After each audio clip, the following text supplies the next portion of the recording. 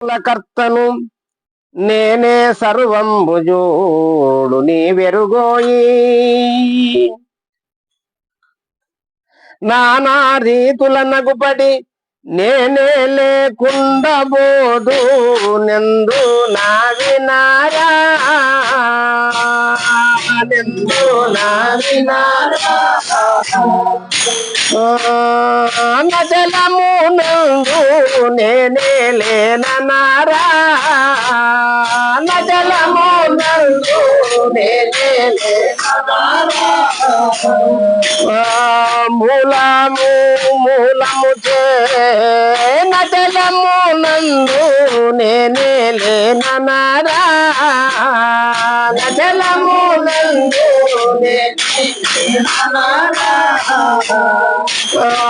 మలము చేతను బట్టి మలము తీసినారి మలము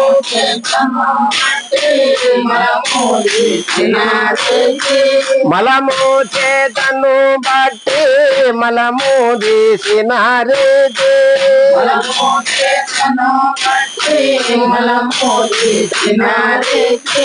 నేను మేనులు రంగునే కామై కలారాక నిందు నచలము నందు నేనే నచలము నందు నేనే లేననారా నచలము నందు నేనే లేననారా. చూడండి మహానుభావుడు ఎంత చక్కగా చెప్పింది దీంట్లో. శ్రీ శ్రీ శ్రీ పరమానంద శంకరనారాయణ సద్గురు స్వాముల వారు చక్కగా భ్రాంతి లేనటువంటి మార్గం ఎంత బాగా చెప్తున్నాడు. బాగా అర్థం చేసుకోవాలి. బోధ నారికేల ఫల రసవత్తు అంటాడు. నారికేల ఫల రసవత్తు, వట్టి కొబ్బెర నమిలే కొద్ది రుచి. ఈ బోధ చక్కగా విచారించే కొద్దీ దృఢమవుతుంది. వంతుకు వినొద్దు, బాగా వినాలి.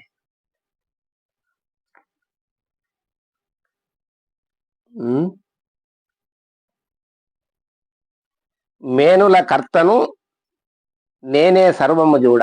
ఈ మేనులకు కర్తనెవరు? నేనే.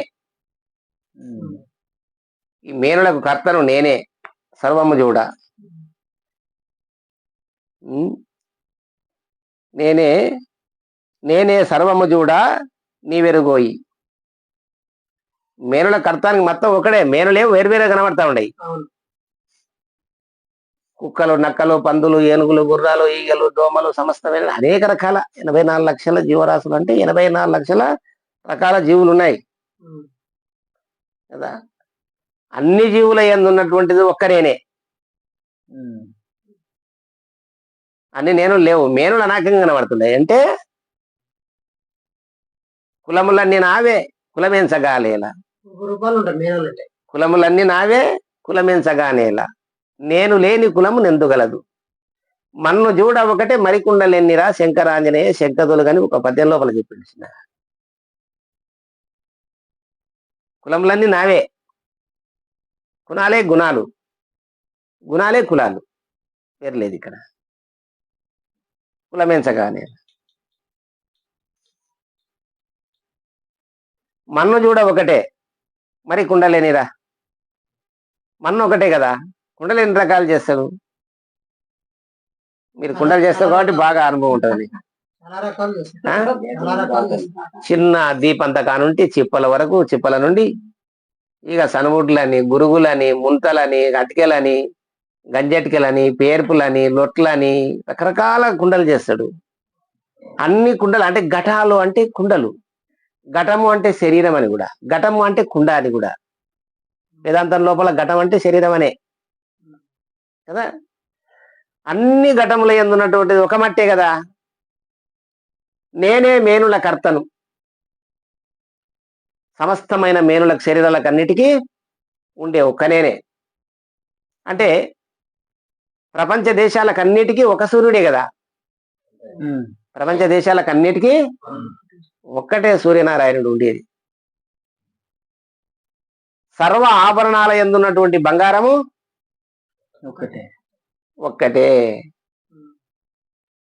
కదా. ఎట్లనో అన్ని మేనుల ఉన్నటువంటి ఆత్మ ఒక్కటే. ఒక్కటే. సమస్త మేనులకు ఆధారము అన్నమే. అన్నం ఒక్కటే కదా. ఏ జీవులు ఏం తింటావో వాటికి అది అన్నమే. సమస్త జీవులు నివసించేది ఒక భూమిపైనే కదా. భూమి ఒక్కటే ఆధారం కదా అన్నిటికీ. ఆకాశంలో ఎంత ఎగిరినా కిందికి రావాల్సిందే కదా సమస్తానికి. అంటే నేనే మేనుల కర్తను, నేనే సర్వంబు చూడ నీవెరుగోయి, నేనే సర్వం. ఇంకా భేదం పెట్టుకోవద్దండి ఇక్కడ. భేదం ఉన్నటువంటి వానికి వాదమే మిగులుతుంది. భేదం ఉన్నటువంటి వానికి వాదమే మిగులుతుంది. వాదము వాదించటి వానికి బూడిదే, ఏముండదు. వాదమా కాకుండా విచారణ చేసుకోవాలి. భేదం లేకుండా, భేదం తొలగాలి. పంట పండించాలనుకున్నటువంటి రైతు భూమి ఎత్తుపల్లాలు ఉన్నటువంటి భూమిని లేవల్ చేస్తాడు. ముందు గుంటుగా కట్టి, అంటే లేవల్ కొట్టేస్తాడు. లేవల్ కొడితే నీళ్లు సవ్యంగా వారుతాయి, పంట కరెక్ట్గా వస్తుంది. మన హృదయం లోపల కూడా, మన హృదయంలో ఆధ్యాత్మిక పంట వండియాలి అంటే, దైవ చింతన నీకు కలగాలంటే భేద బుద్ధులు ముందు నాశనం చేయాలి. భేద బుద్ధులే ఎత్తుపల్లాలు. వారు పెద్దవారు, నేను చిన్నవాని భేద బుద్ధులు ఉండకూడదు. అందుకు ముందు సమదృష్టి రావాల. సమదృష్టి వచ్చిన తర్వాతనే ఈ సమరస భావం మనకు కలుగుతుంది, సమానత్వం కలుగుతుంది. అన్ని మేనుల యందున్నట్టు ఒకే ఆత్మ, మమాత్మ సర్వభూతాత్మ అన్న సిద్ధాంత వాక్యం ప్రకారంగా స్వామివారు చాలా చక్కగా మనకు కందార్థాల రూపంలో తెలియజేస్తున్నారు. నీ వెరుగోయి, శిష్యుని చెప్తా ఉన్నాడు. నీ వెరుగోయి చెప్తుంటే చక్కగా ఎరుగోయి, నానా రీతుల నగుపడి నేనే లేకుండా పోదు. నేను అనేక రూపాలు కనబడతా ఉంటా. ఒక కరెంటే, కరెంటు ఒకటే. దాని రంగులు చెప్పనికి రాదు, బల్బులు పెట్టే కొద్దీ. ఎన్ని కలర్లో విద్యుత్ కాంతులు అంటే సామాన్యమా? అక్కడ వెలిగిస్తున్నాడు. ఇప్పుడు ఎన్ని రకాలు వెలుగుతుంది. కరెంట్ ఒక్కటే కదా అన్నిటి యందు. ఈ మేనులు కూడా రకరకాలుగా వస్తూ ఉంటాయి పుట్టగొడుగుల లోపల. ఎన్ని చీమలని, చెదలని, పాములని, పురుగులని ఎన్ని రకాలుగా వస్తున్నావో కదా. నిలుస్తాయి అట్లే ఉండవు. ఒక జలమునందే చిన్నవి పెద్దవి సుడిగా ఎన్ని బుడగలు పుడతాయి ఉంటావో అప్పటిదప్పుడే. బుడగలు, నీటి బుడగలు పుడుతూనే ఉంటాయి, పోతూనే ఉంటాయి. అట్లనే ఇవన్నీ అశాశ్వతమైనటువంటి, ఇవన్నీ కూడా మాయా సంబంధమైన దేహాలు. ఇవన్నీ ఈ దేహాల యందున్నటువంటిది ఒక నేనే. భేదం పెట్టుకోవద్దండి అని ఎంత బాగా స్వామివారు మనకు చక్కటి సందేశం. మేల్కోవాలి, మేల్క కలిగి ఉండాలి. బోధ సామాన్యంగా అర్థం కాదు. నానా రీతుల నగుపడి నేనే లేకుండా పోదు. నేను అంటే ఎవరు? గుర్తెరిగే నేను. అన్ని గుర్తెరుగుతా ఉంటా. ఎప్పుడు గుర్తెరగను, మళ్ళా సుషుప్తి అవస్థ ఎందుకు గుర్తెరగను. అన్ని ఉన్నంతసేపు మాత్రం మాట్లాడుతూనే ఉంటా. చూసినాయని నావి అంటూనే ఉంటా. సుషుప్తిలోకి వెళ్ళిపోయిన తర్వాత, నిద్రలోకి వెళ్ళిపోయిన తర్వాత, గాఢ నిద్రలోకి వెళ్ళిన తర్వాత ఏమైనా గుర్తిస్తావా? ఇంట్లోకి ఎవరు వచ్చిపోయింది తెలియదు. నీ గురించి ఎవరు దుర్భాషలు ఆడుతున్నా బయట పక్కింట విని నువ్వు మేల్కున్న తర్వాత చెప్తే అప్పుడు ఆహా నన్ను అంత మాట అన్నదే, అప్పుడు వస్తుంది నీకు. జ్ఞానైనటువంటి వాడు ఏం చేస్తాడు? ఏమో లే అమ్మా, నేను ఇన్నప్పుడు చూస్తలే. ఆయన మాటలు పెట్టుకొని వాళ్ళ తగాదాకి వెళ్ళడు. ఎవరో చెప్పుడు మాట కదా అది, మేల్కుంటాడు. ఏమో లేమ్మా చూద్దాంలే, ఆమెకు బుద్ధి పుట్టింది అన్నిందిలే, మళ్ళీ ఈసారి వచ్చినప్పుడు చూస్తలే, ఆమె అన్నప్పుడు నేను చూస్తలే అంటాడు అప్పుడు కదా. చెవులో ఇస్రం చేయొచ్చు, కళ్ళని ఇస్రం చేయలేం కదా. చేయలేం కదా, చూసిన దాన్ని ఎవరుగా ఎక్కువ చేయలేరు కదా. ఆ అమ్మాయి ఉన్నది నువ్వు చెప్పే వరకు మారుతుంది అది. ఇంకోటి ఎక్కువ చెప్పొచ్చు, తక్కువ చెప్పొచ్చు. అవును. చూసిన దాన్ని అయితే నేను ప్రత్యక్షంగా చూసినా కదా, ఇంకా నువ్వు మళ్ళీ ఎక్కువ ఏం చేస్తున్నావు అంటాం కదా. అంటాం. అట్లా నెందున వినరా నచలము నందు నేనే లేననరా. ఈ నేను అనేది ఎక్కడ లేదు అంటే అచలమందు లేదు ఇది. ఈ నేను ఎక్కడ లేదు విచారిస్తే సమస్త మేనుల యందు ఇది ఉంది. మేను ఉన్నంతసేపు నేనుండా.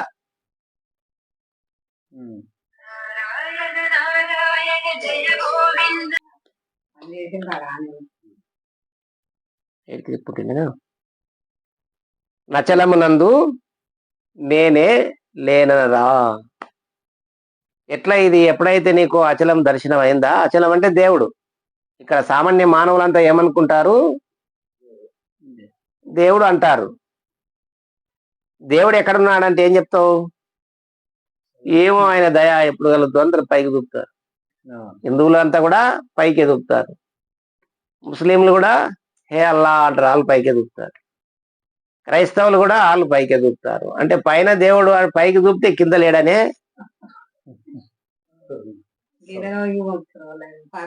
అందరు పైకి కదా, ఏమో ఆయన దయ అంటే కింద ఉంటే కొడతానని పైకి పోయినట్ట ఆయన.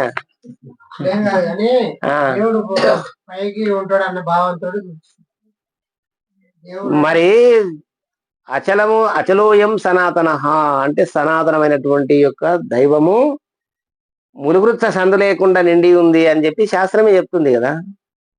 ములుగు మోపనికనే అవకాశం లేకుండా ఉంది పరమాత్మ స్వరూపం, అంతటా వ్యాపించింది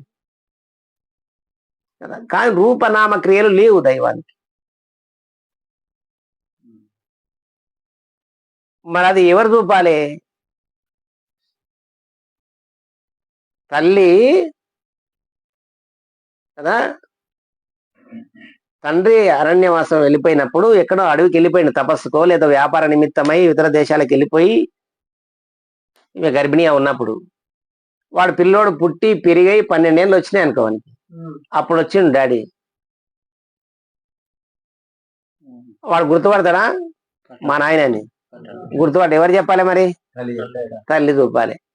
తల్లి అబ్బాయికి తండ్రిని చూపినట్టుగా గురువు దైవాన్ని చూపాలి. అట్లా అచలమునందు నేనే లేననరా, నేను లేననరా. అచలం యందు నువ్వు లేవు. అంటే ఎప్పుడైతే నీకు అచల దర్శనం దైవ దర్శనం అయిందో ఇంకా నువ్వు లేవు. నేననే అహం అప్పుడు వస్తుంది. అంటే ఉండి లేనడవైతో అది అది నిజమైన సావు. దేహంతో పాటు పోయేది అది సావు కాదు, అది శరీరం పోయింది, నేను చావలే. అట్లా చచ్చినటువంటి జన్మ ఉంది. అందుకే సచ్చిన వానికి జన్మ తప్పదు, జన్మించిన వానికి మరణం తప్పదని భగవద్గీతలో శ్రీకృష్ణ పరమాత్మ ఆ విధంగా మనకు సెలవిచ్చినాడు కదా. పుట్టు చావులు లేనటువంటి దాన్ని ఎవరైతే దర్శించారో గురుకృప వల్ల వారికి జన్మ లేదు. వారు సావు పుట్టుకలు లేని వారు. పుట్టు సావులు లేనట్టు దారి కనుక దొడ్డ బుద్ధి. ఇంకా మామూలువే, ఇంకా మిగతావన్నీ కూడా మార్గాలు తెలుసుకునేటువంటి మామూలు బుద్ధులు అవి, తెలివి చేత తెలుసుకునేటివి. అది నిజమైన మార్గం కాదు. అది అట్లా ఎట్లా కావాలి నేను అంటే చీకటి సూర్యుని చూడాలనుకున్నట్టుగా. చీకటి అంటే మాయ కదా. సృష్టి స్థితి లయాదులతో కూడుకున్నదంతా కూడా మాయ సంబంధమే. ఈ చీకటి సూర్యుని చూడాలనుకున్నది కానీ చూస్తుందా? సూర్యుడు రాక పూర్వమే, ఆయన కిరణాలు రాకముందే పారిపోయి ఉంటది. సూర్యోదయము ఎప్పుడైతే అవుతుందో కిరణాలు ఇట్లా నిలబడంగానే చీకటి పారిపోయింది. అట్లా ఎప్పుడైతే గురుకృప వల్ల నీకు అచల సూచన అయిందో, ఈ దైవ దర్శనం అయితే ఈ నేననే అహం దస్తుంది. అప్పుడు అది గురు సేవ వలనే. అట్లా అది 12 సంవత్సరాలు పెట్టిండు మహనీయులు అన్నాడు. సిద్ధయ్య గారికి కూడా బ్రహ్మంగారి దగ్గర 12 ఏళ్ళు గురుసేవ చేసిందని. అట్లా ఆంజనేయ స్వాముల వారు, ఇంకా మహనీయులందరూ మన పరంపరలో కూడా కదా, వీళ్ళందరూ కూడా దక్షిణామూర్తి నుండి వస్తున్నటువంటి పరంపరలో కూడా మరి మహావిష్ణువు, సూర్యుడు, యాజ్ఞవల్కి, జనక, సుఖ, సాందీప, కృష్ణార్జున, ఉద్ధవులు, శ్రీధర, శివరామ దీక్షితులు కదా. ఈనాడు మన పరమానంద జగన్నారాయణ స్వామి వరకు కూడా అట్లా గురుసేవ చేసి తెలుసుకున్నటువంటి వారే. అట్లా గురుసేవ వల్ల ఇది దృఢమైతుంది. 12 ఏళ్ళు చెప్పినారు. ఒకరొకరు 30 ఏళ్ళు ఉంటారు గురుసేవలో, కానీ వాళ్ళకు దృఢం కాదు. అంటే సరిగ్గా గురుసేవ చేయరు. చెప్పుకోవడానికి నాకు ఇన్నేళ్ళు అని చెప్పుకోవటమే కానీ గురుసేవ చేసి ఉండలేరు. 12 ఏళ్ళ అనుభవం వేరే ఉంటుంది. అట్లా దృఢమై ఉండాలి. గురుసేవ నిజంగా చేయాలి. వాళ్ళు ప్రతిభత శిరోమణి లేకుండాల. ప్రతిభత లక్షణం ఇంతే అంటాడు ఆయన. ఏమంటాడు? ఎంత భయభక్తులు కలిగి ఉంటాడు అతను. భర్త ఎంతే దృష్టి కలిగి ఉంటుంది. ఇంకా దైవం కూడా తక్కువే. భర్తనే ప్రత్యక్ష దైవం అన్నట్టుగా మహనీయులు సత్యానుసూయను, సతీ సావిత్రి గాని, సక్కుబాయి గాని, మహనీయులు ద్రౌపదేవి, మహామాతలు ఎంతో మందో వాళ్ళు కేవలం ఇతరం ఎరగరు. ఇంకా వాళ్ళే దైవంగా భావించి వాళ్ళ జన్మ తరింపజేసుకున్నారు. అందుకే సతిపాతి పతి అయిన సద్గురుని సేవించి భ్రాంతి తొలుగుమురా, బంధువుల యందు భ్రమలు వీడుమురా అని చెప్పి స్వాముల వారు తెలియజేస్తాడు. ఆ అమ్మ నీకు సతి కావచ్చు, మరి నీవు ఇక్కడ వేదాంతం లోపల వస్తే స్త్రీ అంటే ఎవరు? అజ్ఞానమే కదా. అజ్ఞానం అంటే ఏంది? సృష్టి స్థితి లయాలతో కూడుకున్నదంతా కూడా అజ్ఞానమే. అంటే జాగ్రత్త, స్వప్న, సుషుప్తి అవస్థల యందు ఉన్నటువంటి వారందరూ, ఇది నిజమనుకున్న వారంతా స్త్రీల కిందే లెక్క. ఇక్కడ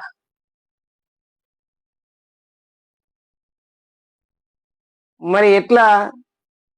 4వది తురియాతీతం. తురీయము అంటే ఏదైతే ఆత్మ సిద్ధాంత పద్ధతి, ఆత్మ ఏదైతే ఉందో, ఈ 3 అవస్థల యందు ఆత్మ ఉంది కదా. దాన్ని మరి ఆత్మ ఏదైతే ఆత్మనిక్షయ జ్ఞానం తెలుసుకున్న తర్వాత ఆత్మాతీతం కేవలాత్మ, దేహో నాస్తి కదాచన, అస్థి నాస్తి తికో వేద నిర్ణయో నాస్తి సర్వదా. అది అచలమై అనంతమై అంతటా వ్యాపించినటువంటిది ఏదైతే ఉందో అది దాన్ని గ్రహించాలా. దాన్ని గ్రహించినప్పుడు నువ్వెలా ఉంటావు? నీ దగ్గర ఆ యొక్క పుణ్యవతి ఆ స్త్రీ ఏ విధంగా నీకు అణిగి మణిగి ఇల్లు వాకిలు ఉడిచి అంట్లు దోమి ఎంత సేవ చేసి మరి ఉంటే తిని లేకపోతే పండి ఎంత ఆనందంగా వచ్చిన వారికి నవ్వుముఖంతో కనబడుతుందో, ఎప్పుడైతే అట్టి గురు దర్శనం నీకు అయిందో మనం కూడా ఆ విధంగానే ఉంటాం. నేననే అహం చచ్చి ఉంటుంది కాబట్టి. అటువంటి వాడే సేవ చేసినట్టు, గురు సేవ చేసినట్టు. గురువు ప్రత్యక్షంగా శరీరం ఉంటే ఒక రకంగా, శరీరం లేకుంటే ఒక రకంగా ఉండేవాడు శిష్యుడే కాదు. గురువు అఖండ స్వరూపుడు అనుకున్నప్పుడు గురువు ఎడలేడు.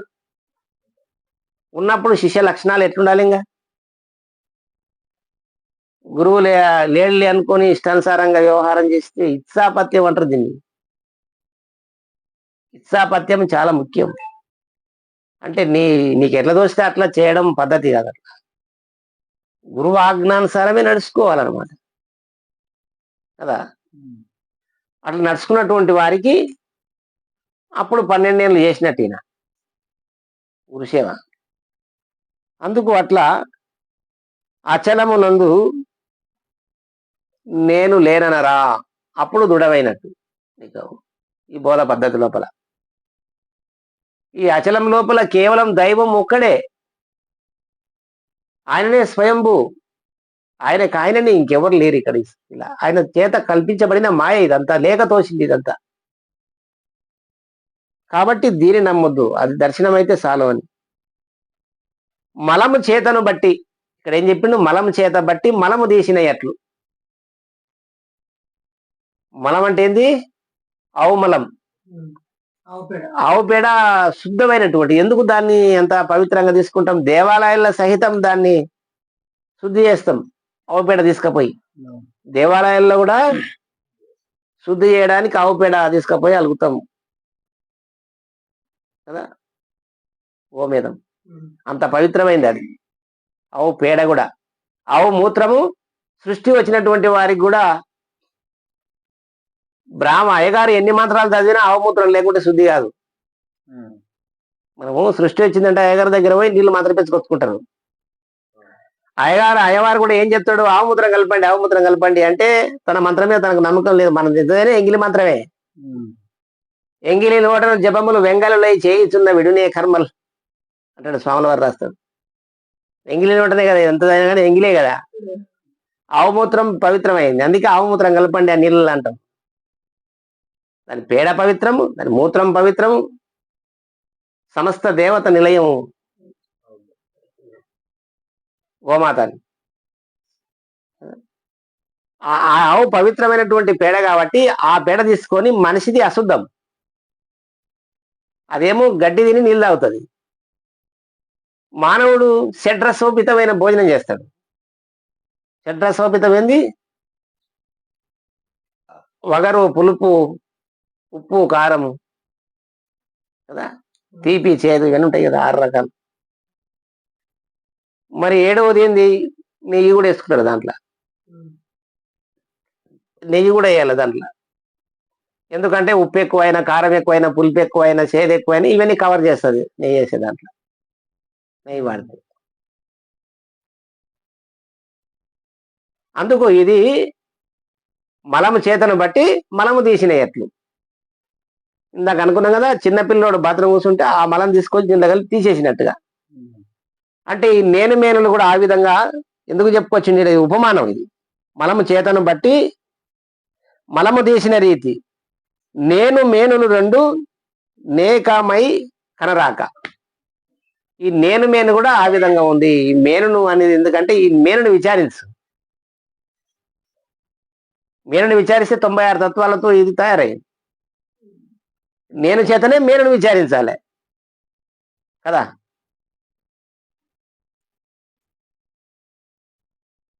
ఎట్లా విచారిస్తావు?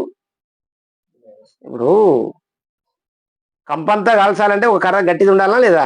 అందునే కంప కాల్చాలంటే ఏం చేయాలి? ఒక కర్ర గట్టిది పట్టుకో, చేతితో దొప్పుతారా? ఒక గట్టి కట్టె తీసుకొని ఆ రావుగల కట్టె అట్లా తీసుకొని ఆ కట్టెతో అన్ని కాల్చేస్తాం. ఆ కర్రతో మొత్తం కాల్చినాక లాస్ట్కి ఇది కూడా అందులో పడేయటం. అట్లా నేకమై కనరాక విచారిస్తే మరి ఇది ఉందా? మరి నేను యందు మేను యందు నేనెక్కడుందో చూడు, విచారించుకో. ఇగో నా గోర్లు, నా వెంట్రుకలు, నా కీళ్ళు, నా మోకాళ్ళు, నా పిక్కలు, నా తొడలు కదా, నా కటి, నా హృదయము, నా పొత్తికడుపు అంటావు, సమస్తానికి అన్ని పేర్లు ఉన్నాయి, అవయవాలకన్నిటికీ పేర్లు ఉన్నాయి. అట్లే అన్ని నేను నేను అంటున్నా, నావి నావి అంటున్నా. మరి నీవెవరు విచారించుకోగా? ఈ నేను ఎక్కడున్నా? మరి ఆత్మ తనువున ఉంది అంటున్నావు, ఆత్మ ఎక్కడుందో తీసిపెట్ట బయటికి కదా. విచారిస్తే ఇవంతా మాయ. మేనుతో పాటే నేను లేదు, ఈ రెంటిని తీసివేయాలి అంటాడు విచారించి. మలము చేతను బట్టి మలము తీసినట్లు కదా.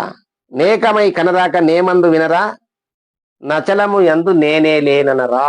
అంటే దైవములో నేను లేను, ఉండేదంతా కూడా అచలం ఒక్కటే అనేది నాయన గారు ఎంత గట్టిగా దృఢంగా మనకు అర్థమయ్యే రీతిగా, దైవం ఒక్కడే, అది అంతటా వ్యాపించి ఉన్నది. అట్టి పరాన్ని తెలుసుకోవడానికి మానవ ప్రయత్నం చేత అది బయటపడదు, కేవలం గురుకృప వల్ల తెలియబడుతుంది అని చెప్పి నాయన గారు ఈ కందార్థం లోపల మనకు చాలా చక్కగా సెలవిచ్చింది. కాబట్టి వారికి శ్రీ శ్రీ సద్గురునాథ ప్రభు మహారాజుకు జై, శ్రీ పరమానంద శంకర నారాయణ సద్గురు మహారాజుకు జై.